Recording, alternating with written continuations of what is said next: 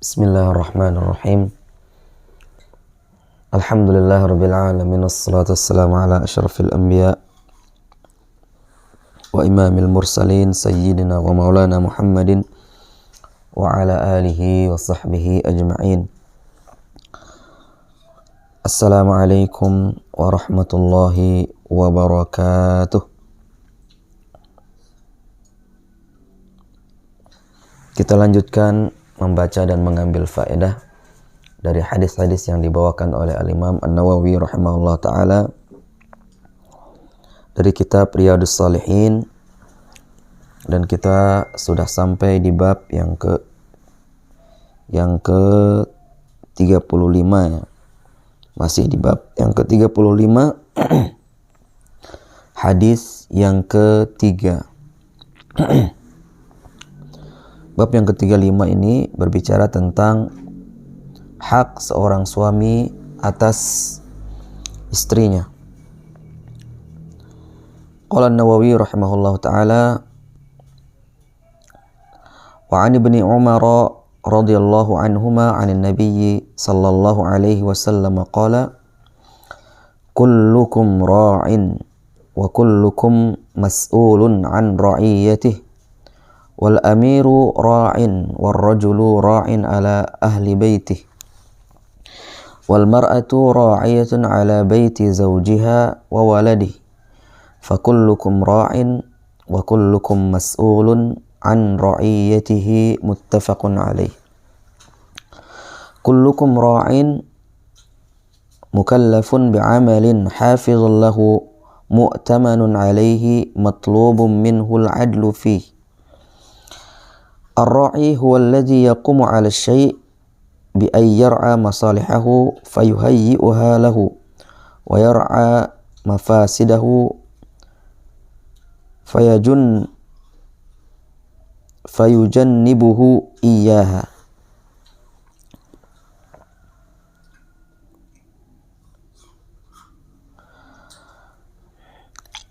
Hadis yang ketiga ini diriwayatkan dari sahabat yang mulia Abdullah bin Umar radhiyallahu anhuma, bahwa Nabi sallallahu alaihi wasallam pernah bersabda, kullukum ra'in, setiap kalian adalah ra'in, penanggung jawab. Setiap kalian adalah penanggung jawab. Wa kullukum mas'ulun an ra'iyatih, dan setiap kalian akan diminta pertanggungjawaban dari beban atau tanggung jawab yang telah diberikan kepadanya. Wal amiru ra'in, seorang amir, ya. Siapa itu amir? Zul amri, yang memiliki kekuasaan. Fayashmalu sa'iral hukam, maka kata-kata amir di sini mencakup semua orang yang memiliki kekuasaan atau kebijaksanaan, dia mengambil keputusan gitu.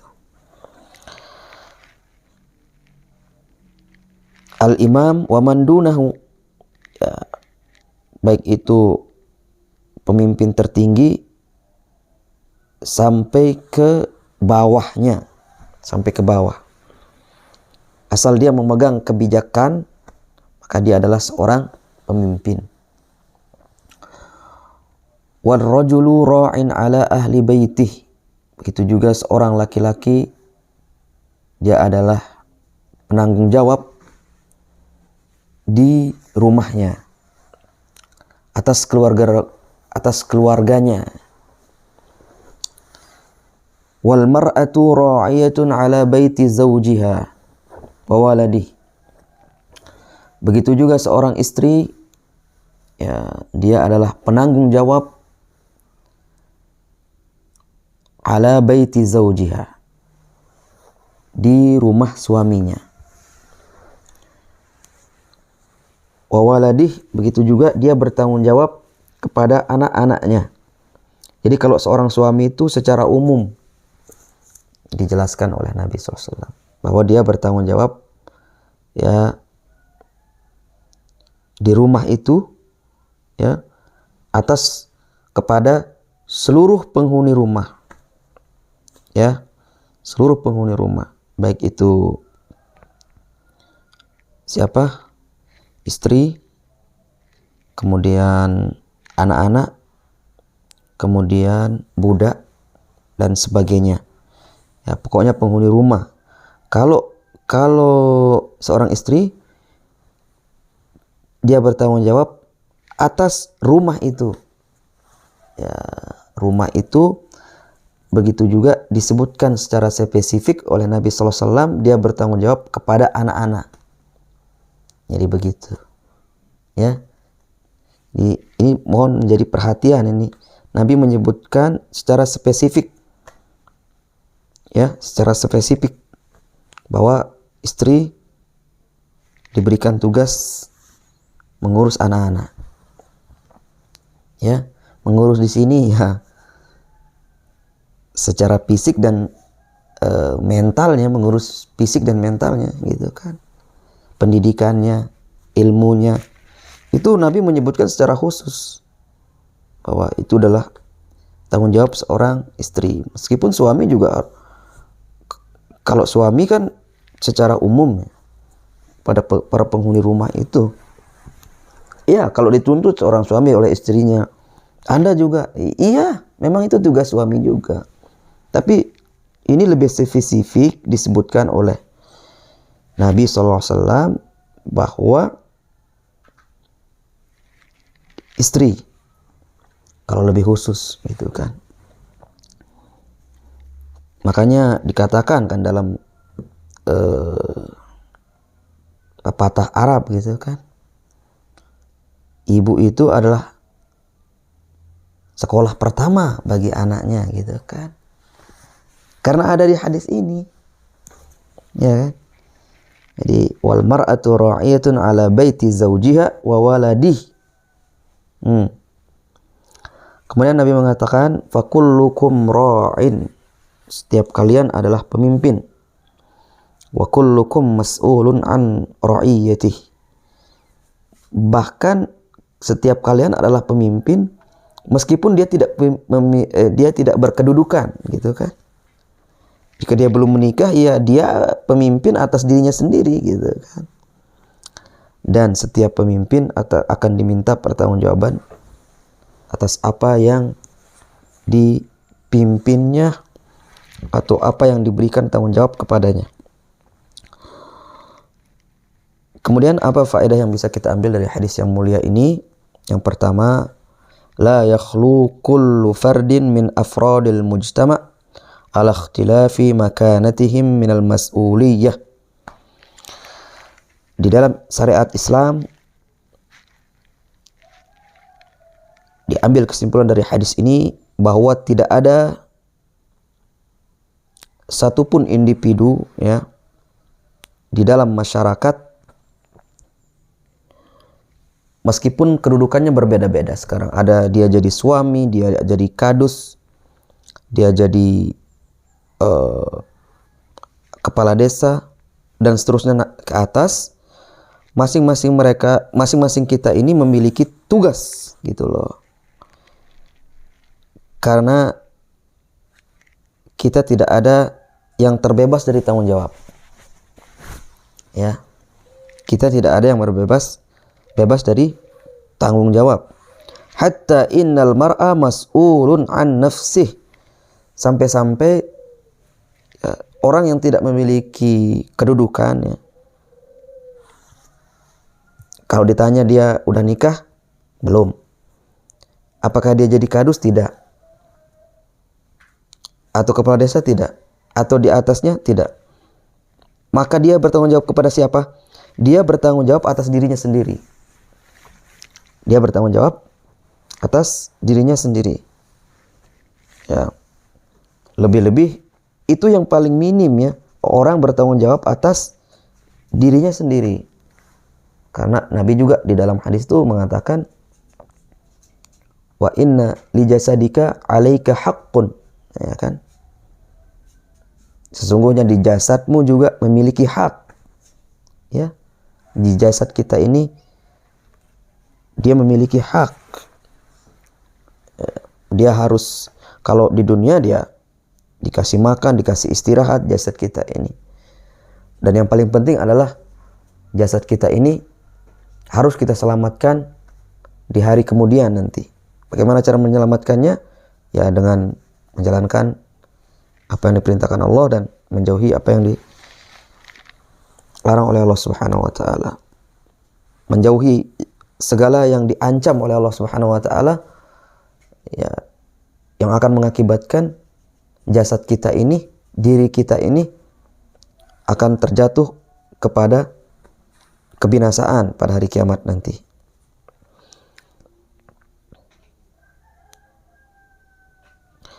Ar-ru'atu tatanawwa' ri'ayatuhum ma baina mas'uliyatin kabiratin wasi'atin wa mas'uliyatin saghiratin dayyiqatin. Jadi tanggung jawab setiap pemimpin, ya, setiap orang yang bertanggung jawab itu beragam ya. Ada tanggung jawab yang besar dan luas, ada juga tanggung jawab yang kecil dan terbatas. Ya. Ya tentu kadus atau kepala desa lebih besar tanggung jawabnya daripada kadus ya. Kemudian camat lebih besar tanggung jawabnya daripada kepala desa, dan seterusnya. Bupati ya lebih besar tanggung jawabnya karena lebih luas ya, daerah kekuasaannya gitu kan. Ya, yang jelas ya setiap orang punya tanggung jawab sebagaimana dalam hadis ini.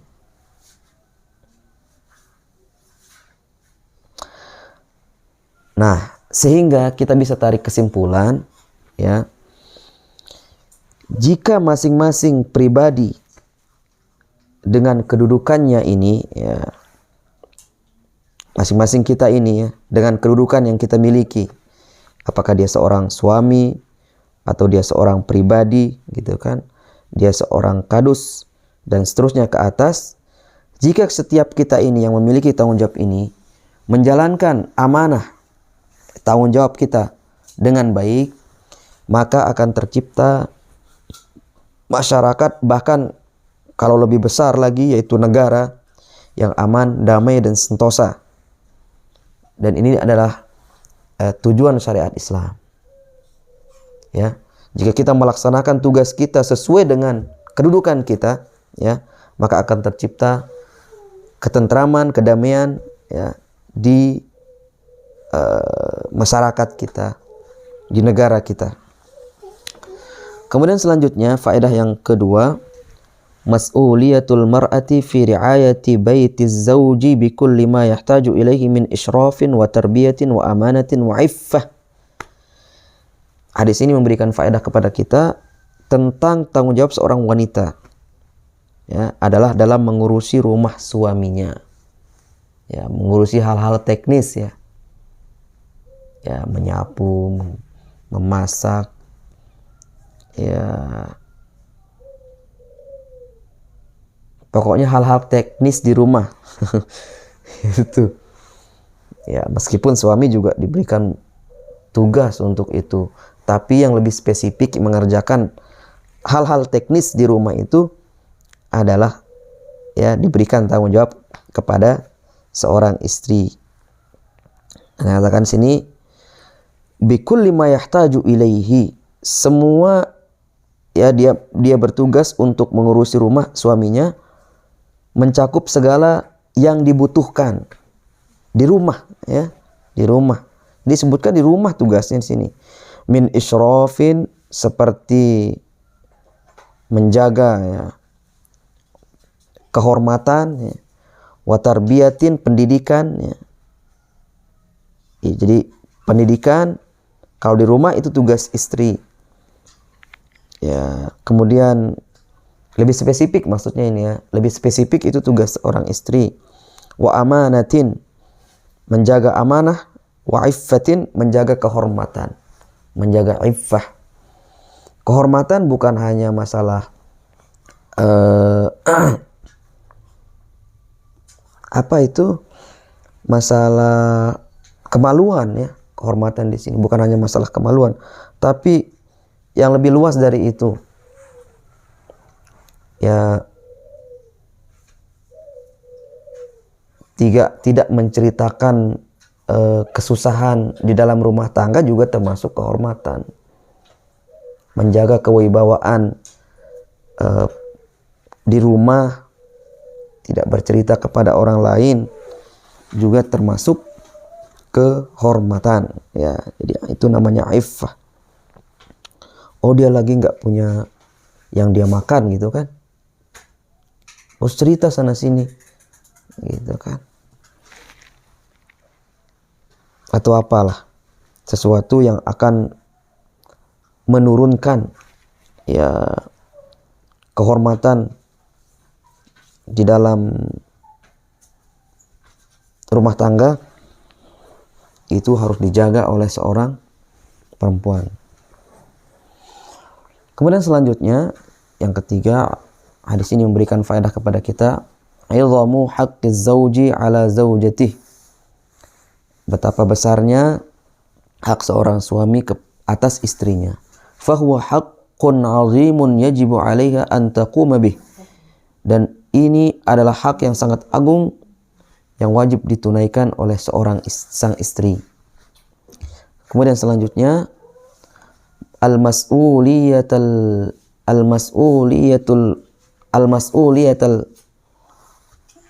usariyah bima fiha ri'ayatul baiti wa tarbiyatul aulad wa hiya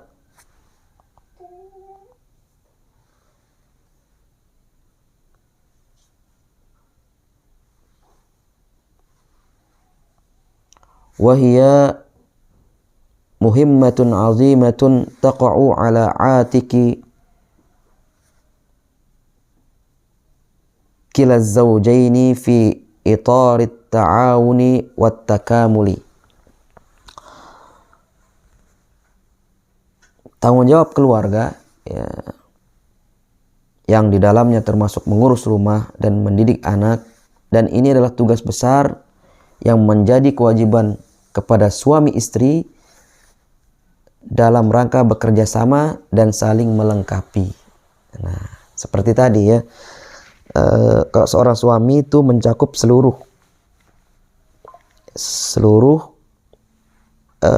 aktivitas yang ada di rumah, dia mengontrol gitu kan.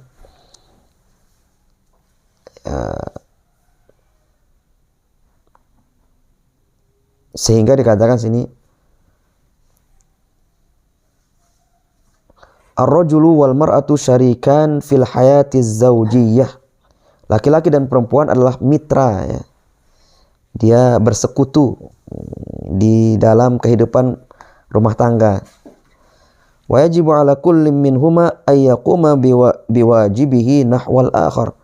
Dan masing-masing dari mereka wajib menunaikan kewajiban terhadap pasangannya. Ya, jadi seperti tadi ya. Ya, jadi seorang suami memiliki tanggung jawab secara universal di dalam rumah. Kemudian seorang istri ya memiliki tanggung jawab mengurus hal-hal teknis. Begitu juga mereka diberi tanggung jawab kalau kita tarik lebih spesifik, dia memiliki tanggung jawab terhadap apa-apa yang dibutuhkan oleh anak-anak. Wallahu ta'ala alam. Subhanakallahumma bihamdika asyhadu an la ilaha illa anta astaghfiruka wa atubu ilaik. Wassalamualaikum warahmatullahi wabarakatuh.